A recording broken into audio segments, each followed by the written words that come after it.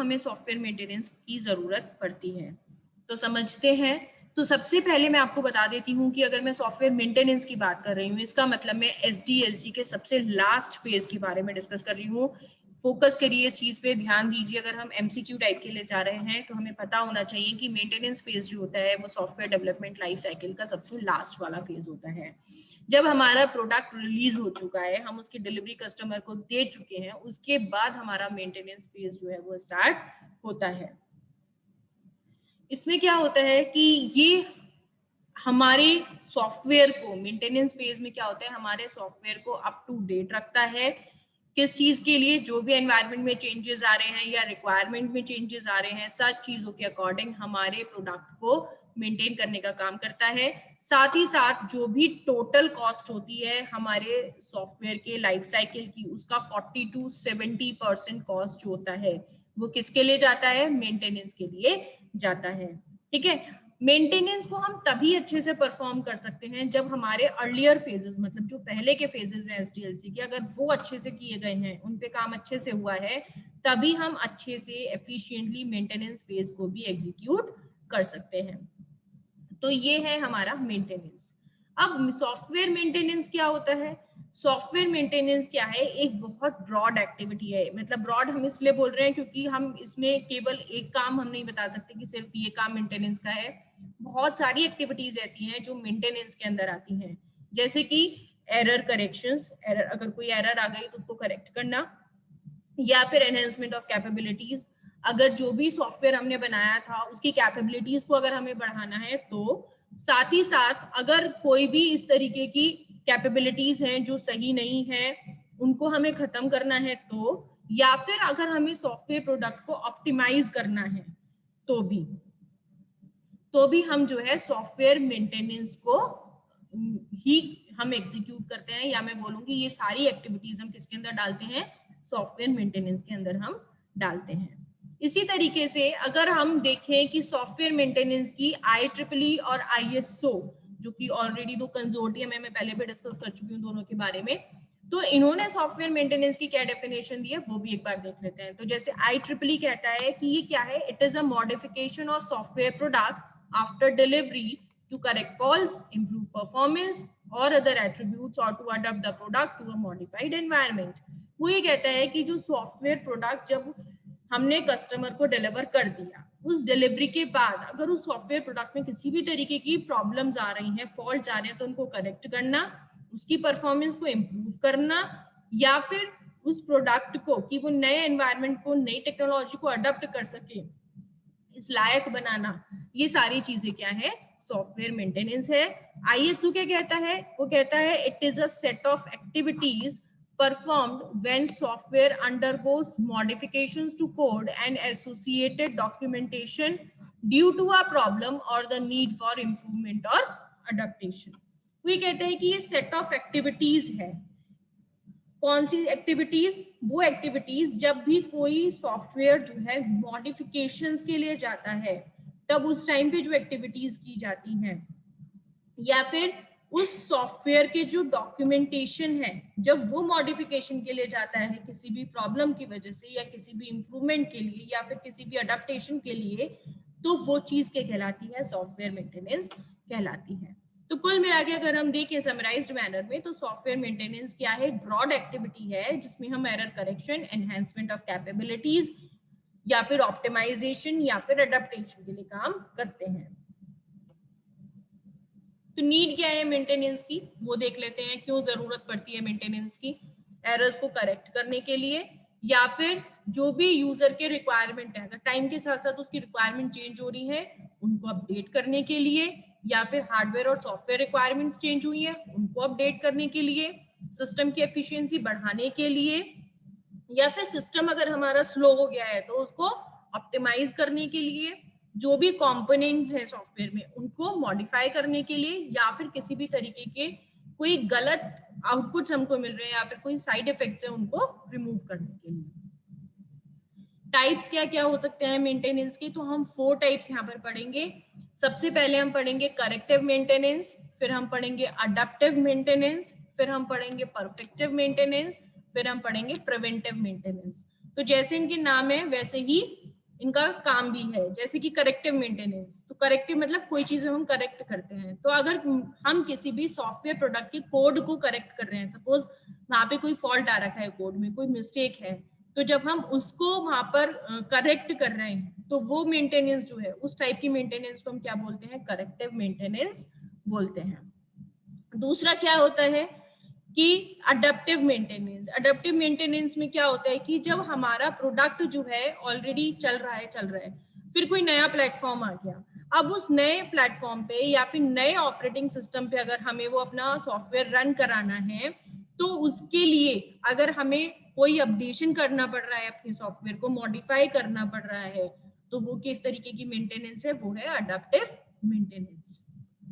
Next आता है हमारे पास परफेक्टिव मेंटेनेंस। परफेक्टिव मतलब जब हम सॉफ्टवेयर को परफेक्ट बना रहे हैं, अगर हम उसमें कोई और नए तरीके के फीचर्स जो है वो एड ऑन कर रहे हैं, ठीक है, उसकी फंक्शनैलिटी में हम कुछ नए तरीके की चीजें जो है हम ऐड कर रहे हैं, तो अगर इस तरीके के काम हम कर रहे हैं कस्टमर डिमांड के अकॉर्डिंग, तो उसको हम क्या बोलते हैं? परफेक्टिव मेंटेनेंस बोलते हैं। फिर है हमारे पास प्रिवेंटिव मेंटेनेंस। प्रिवेंटिव मेंटेनेंस क्या होता है? प्रिवेंटिव मेंटेनेंस जब हम किसी भी चीज को प्रिवेंट कर रहे हैं, लाइक इन फ्यूचर कोई प्रॉब्लम ना आए, अगर हमें टाइम के साथ साथ कोई ऐसी चीज दिख रही है, कोई रिस्क हमें दिख रहा है कि इस तरीके की इश्यूज जो है आगे चल के हमारे सॉफ्टवेयर के साथ हो सकते हैं, तो हम उनको टाइम से पहले ही उन फीचर्स को मॉडिफाई कर लेते हैं, जिससे कि इन फ्यूचर हमें कोई प्रॉब्लम ना फेस करनी पड़े। तो इनको हम क्या बोलते हैं? प्रिवेंटिव मेंटेनेंस बोलते हैं। तो इस तरीके से ये 4 तरीके के मेंटेनेंस होते हैं। और इसी के साथ इस टॉपिक को मैं खत्म करती हूँ। मिलते हैं नेक्स्ट वीडियो में। Thank you so much. Maintenance, क्यों हमें सॉफ्टवेयर मेंटेनेंस की जरूरत पड़ती है, तो समझते हैं। तो सबसे पहले मैं आपको बता देती हूँ कि अगर मैं सॉफ्टवेयर मेंटेनेंस की बात कर रही हूँ, इसका मतलब मैं SDLC के सबसे लास्ट फेज के बारे में डिस्कस कर रही हूँ। फोकस करिए इस चीज पे, ध्यान दीजिए। अगर हम MCQ टाइप के लिए जा रहे हैं, तो हमें पता होना चाहिए कि मेंटेनेंस फेज जो होता है वो सॉफ्टवेयर डेवलपमेंट लाइफ साइकिल का सबसे लास्ट वाला फेज होता है। जब हमारा प्रोडक्ट रिलीज हो चुका है, हम उसकी डिलीवरी कस्टमर को दे चुके हैं, उसके बाद हमारा मेंटेनेंस फेज जो है वो स्टार्ट होता है। इसमें क्या होता है कि ये हमारे सॉफ्टवेयर को, मेंटेनेंस फेज में क्या होता है, हमारे सॉफ्टवेयर को अप टू डेट रखता है।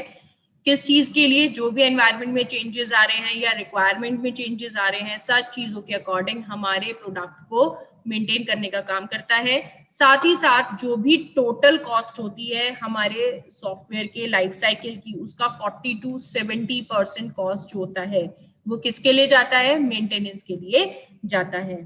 ठीक है, मेंटेनेंस को हम तभी अच्छे से परफॉर्म कर सकते हैं जब हमारे अर्लियर फेजेस, मतलब जो पहले के फेजेस हैं SDLC के, अगर वो अच्छे से किए गए हैं, उन पे काम अच्छे से हुआ है, तभी हम अच्छे से एफिशिएंटली मेंटेनेंस फेज को भी एग्जीक्यूट कर सकते हैं। तो ये है हमारा मेंटेनेंस। अब सॉफ्टवेयर मेंटेनेंस क्या होता है? सॉफ्टवेयर मेंटेनेंस क्या है? एक बहुत ब्रॉड एक्टिविटी है। मतलब ब्रॉड हम इसलिए बोल रहे हैं क्योंकि हम इसमें केवल एक काम हम नहीं बता सकते कि सिर्फ ये काम मेंटेनेंस का है। बहुत सारी एक्टिविटीज ऐसी हैं जो मेंटेनेंस के अंदर आती हैं, जैसे कि एरर करेक्शंस, एरर, अगर कोई एरर आ गई तो उसको करेक्ट करना, या फिर एनहेंसमेंट ऑफ कैपेबिलिटीज, अगर जो भी सॉफ्टवेयर हमने बनाया था उसकी कैपेबिलिटीज को अगर हमें बढ़ाना है, तो साथ ही साथ अगर कोई भी इस तरीके की कैपेबिलिटीज हैं जो सही नहीं है, उनको हमें खत्म करना है, तो या फिर अगर हमें सॉफ्टवेयर प्रोडक्ट को ऑप्टिमाइज करना है, तो भी हम जो है सॉफ्टवेयर मेंटेनेंस को ही हम एग्जीक्यूट करते हैं, या मैं बोलूंगी ये सारी एक्टिविटीज हम किसके अंदर डालते हैं? सॉफ्टवेयर मेंटेनेंस के अंदर हम डालते हैं। इसी तरीके से अगर हम देखें कि सॉफ्टवेयर मेंटेनेंस की IEEE और ISO, जो कि ऑलरेडी 2 कंसोर्टियम है, मैं पहले भी डिस्कस कर चुकी हूँ दोनों के बारे में, तो इन्होंने सॉफ्टवेयर मेंटेनेंस की क्या डेफिनेशन दी है वो भी एक बार देख लेते हैं। तो जैसे IEEE कहता है कि ये क्या है? It is a modification of software product after delivery to correct faults, improve performance or other attributes, or to adapt the product to a modified environment. वो ये कहता है कि जो सॉफ्टवेयर प्रोडक्ट जब हमने कस्टमर को डिलीवर कर दिया, उस डिलीवरी के बाद अगर उस सॉफ्टवेयर प्रोडक्ट में किसी भी तरीके की प्रॉब्लम्स आ रही हैं, फॉल्ट्स आ रहे हैं, तो उनको करेक्ट करना, उसकी परफॉर्मेंस को इम्प्रूव करना, या फिर उस प्रोडक्ट को कि वो नए एनवायरनमेंट को, नई टेक्नोलॉजी को अडॉप्ट कर सके, इस लायक बनाना, ये सारी चीजें क्या है, सॉफ्टवेयर मेंटेनेंस है। आईएसओ क्या कहता है, वो कहता है it is a set of activities performed when software undergoes modifications to code and associated documentation due to a problem or the need for improvement or adaptation। वो कहते हैं कि ये सेट ऑफ एक्टिविटीज है। कौन सी एक्टिविटीज, वो activities जब भी कोई सॉफ्टवेयर जो है मॉडिफिकेशंस के लिए जाता है, तब उस टाइम पे जो एक्टिविटीज की जाती हैं, या फिर उस सॉफ्टवेयर के जो डॉक्यूमेंटेशन है जब वो मॉडिफिकेशन के लिए जाता है किसी भी प्रॉब्लम की वजह से, या किसी भी इंप्रूवमेंट के लिए, या फिर किसी भी अडेप्टेशन के लिए, तो वो चीज क्या कहलाती है, सॉफ्टवेयर मेंटेनेंस कहलाती है। तो कुल मिला के अगर हम देखें समराइज्ड मैनर में, तो सॉफ्टवेयर मेंटेनेंस क्या है, ब्रॉड एक्टिविटी है जिसमें हम error correction, enhancement of capabilities, या फिर ऑप्टिमाइजेशन, या फिर अडेप्टेशन के लिए काम करते हैं। तो नीड क्या है मेंटेनेंस की, वो देख लेते हैं, क्यों जरूरत पड़ती है मेंटेनेंस की, एरर्स को करेक्ट करने के लिए, या फिर जो भी यूजर के रिक्वायरमेंट है, अगर टाइम के साथ साथ उसकी रिक्वायरमेंट चेंज हो रही है, उनको अपडेट करने के लिए, या फिर हार्डवेयर और सॉफ्टवेयर रिक्वायरमेंट्स चेंज हुई है, उनको अपडेट करने के लिए, सिस्टम की एफिशिएंसी बढ़ाने के लिए, या फिर सिस्टम अगर हमारा स्लो हो गया है तो उसको ऑप्टिमाइज करने के लिए, जो भी कंपोनेंट्स हैं सॉफ्टवेयर में उनको मॉडिफाई करने के लिए, या फिर किसी भी तरीके के कोई गलत आउटपुट्स हमको मिल रहे हैं या फिर कोई साइड इफेक्ट्स हैं उनको रिमूव करने के लिए। टाइप्स क्या क्या हो सकते हैं मेंटेनेंस के, तो हम 4 टाइप्स यहाँ पर पढ़ेंगे। सबसे पहले हम पढ़ेंगे करेक्टिव मेंटेनेंस, फिर हम पढ़ेंगे अडैप्टिव मेंटेनेंस, फिर हम पढ़ेंगे परफेक्टिव मेंटेनेंस, फिर हम पढ़ेंगे प्रिवेंटिव मेंटेनेंस। तो जैसे इनके नाम है वैसे ही इनका काम भी है। जैसे कि करेक्टिव मेंटेनेंस, तो करेक्टिव मतलब कोई चीज हम करेक्ट करते हैं। तो अगर हम किसी भी सॉफ्टवेयर प्रोडक्ट के कोड को करेक्ट कर रहे हैं, सपोज वहां पे कोई फॉल्ट आ रखा है कोड में, कोई मिस्टेक है, तो जब हम उसको वहां पर करेक्ट कर रहे हैं, तो वो मेंटेनेंस जो है, उस टाइप की मेंटेनेंस को हम क्या बोलते हैं, करेक्टिव मेंटेनेंस बोलते हैं। दूसरा क्या होता है कि अडेप्टिव मेंटेनेंस। अडेप्टिव मेंटेनेंस में क्या होता है कि जब हमारा प्रोडक्ट जो है ऑलरेडी चल रहा है, फिर कोई नया प्लेटफॉर्म आ गया, अब उस नए प्लेटफॉर्म पे या फिर नए ऑपरेटिंग सिस्टम पे अगर हमें वो अपना सॉफ्टवेयर रन कराना है, तो उसके लिए अगर हमें कोई अपडेशन करना पड़ रहा है, अपने सॉफ्टवेयर को मॉडिफाई करना पड़ रहा है, तो वो किस तरीके की मेंटेनेंस है, वो है अडेप्टिव मेंटेनेंस। नेक्स्ट आता है हमारे पास परफेक्टिव मेंटेनेंस। परफेक्टिव मतलब जब हम सॉफ्टवेयर को परफेक्ट बना रहे हैं, अगर हम उसमें कोई और नए तरीके के फीचर्स जो है वो एड ऑन कर रहे हैं, ठीक है, उसकी फंक्शनैलिटी में हम कुछ नए तरीके की चीजें जो है हम ऐड कर रहे हैं, तो अगर इस तरीके के काम हम कर रहे हैं कस्टमर डिमांड के अकॉर्डिंग, तो उसको हम क्या बोलते हैं, परफेक्टिव मेंटेनेंस बोलते हैं। फिर है हमारे पास प्रिवेंटिव मेंटेनेंस। प्रिवेंटिव मेंटेनेंस क्या होता है, प्रिवेंटिव मेंटेनेंस जब हम किसी भी चीज को प्रिवेंट कर रहे हैं, लाइक इन फ्यूचर कोई प्रॉब्लम ना आए, अगर हमें टाइम के साथ साथ कोई ऐसी चीज दिख रही है, कोई रिस्क हमें दिख रहा है कि इस तरीके की इश्यूज जो है आगे चल के हमारे सॉफ्टवेयर के साथ हो सकते हैं, तो हम उनको टाइम से पहले ही उन फीचर्स को मॉडिफाई कर लेते हैं, जिससे कि इन फ्यूचर हमें कोई प्रॉब्लम ना फेस करनी पड़े। तो इनको हम क्या बोलते हैं, प्रिवेंटिव मेंटेनेंस बोलते हैं। तो इस तरीके से ये 4 तरीके के मेंटेनेंस होते हैं। और इसी के साथ इस टॉपिक को मैं खत्म करती हूँ। मिलते हैं नेक्स्ट वीडियो में। Thank you so much.